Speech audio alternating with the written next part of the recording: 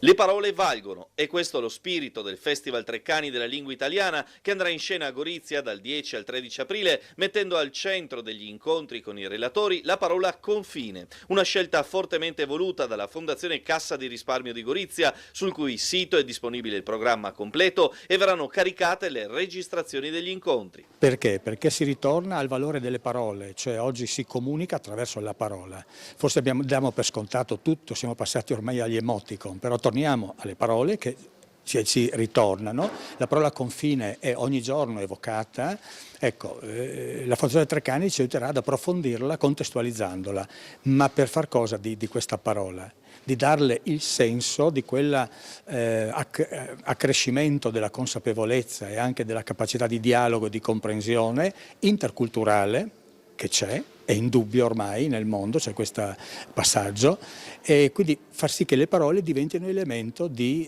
comprensione e di acquisizione di una piena cittadinanza. Tra i grandi ospiti della rassegna, Cristina Collu nell'evento di apertura sull'arte senza confini di giovedì alle 16:30, ma anche lo storico delle religioni Daniele Menozzi, il fisico e giornalista Enrico Pedemonte, il poeta e direttore di Pordenone Legge Gianmario Villalta e la serata speciale di sabato al Kulturni Dom di Gorizia con lo spettacolo dello scrittore triestino Paolo Rumiz a cura di Ciro Menale, quest'ultimo un vero e proprio racconto della vita di confine accompagnato dalle melodie della piccola orchestra dei popoli che suona con strumenti realizzati con i legni delle barche dei migranti. Ma i classici ci hanno insegnato che confine può essere quel senso della misura, ma è anche quel senso di avvicinare culture, ed è credo proprio questo che Treccani cercherà di fare attraverso una riflessione che toccherà varie declinazioni culturali, la musica, la storia, il teatro, la letteratura. Cercheremo proprio di far riflettere su come proprio qui a Gorizia si sono incontrate, conosciute e hanno avviato un dialogo proficuo, culture differenti, ma animate tutte dallo stesso desiderio, dal fatto che la cultura sia in qualche misura quel punto di riferimento forte per una comunità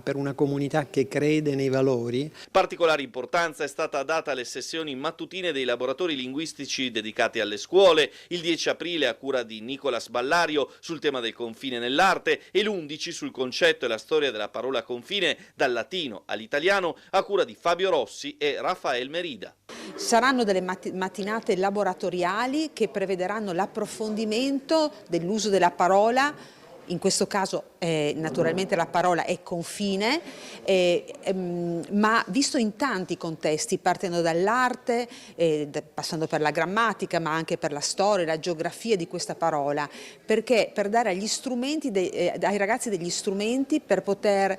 capire come è importante e fondamentale l'uso del linguaggio.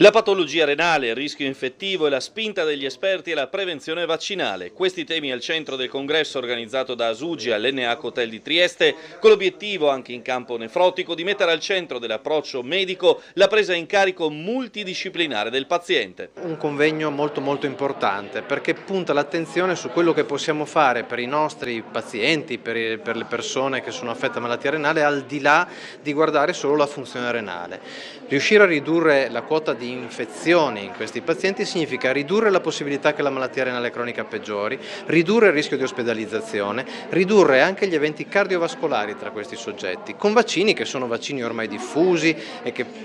sui quali possiamo appoggiarci, ad esempio per il meningococco, lo pneumococco, l'influenza, ma anche quello che più recentemente è lo zoster oppure l'HPV. Qui abbiamo tentato un'operazione diversa, che è quello di associare un'attività di prevenzione vaccinale in soggetti fragili come sono i nefropatici, che sono persone immunodepresse che a rischio di infezione possono veramente mettere in pericolo la propria vita. Quindi associare, integrare l'ospedale con un territorio della prevenzione vogliamo dare un segnale forte sulla necessità di aderire a questi piani vaccinali. La malattia renale cronica colpisce circa il 10% della popolazione e appare particolarmente vulnerabile a complicazioni infettive, da qui l'urgenza delle vaccinazioni. Il convegno è stato pensato dopo aver realizzato e strutturato una collaborazione tra la struttura complessa di nefrologia e dialisi Giuliana e il Dipartimento di Prevenzione, creando un ambulatorio vaccinale all'interno della struttura ospedaliera. Inserito all'interno della struttura di nefrologia dell'ospedale Maggiore, ha permesso di passare da circa 500 vaccinati l'anno nel passato a oltre 1700 nel 2024. Perché il mondo della clinica finalmente parla con il mondo della prevenzione e questo permette una,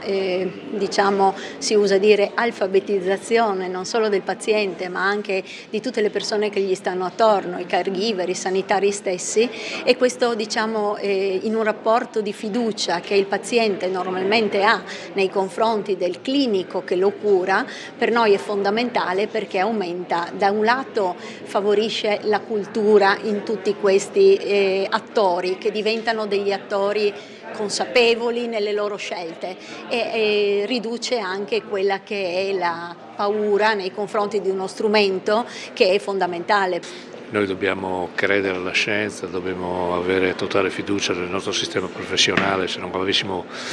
scelto questa strada maestra dal Covid non saremmo usciti, quindi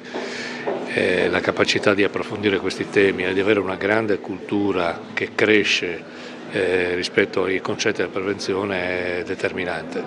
Rischiano di rimanere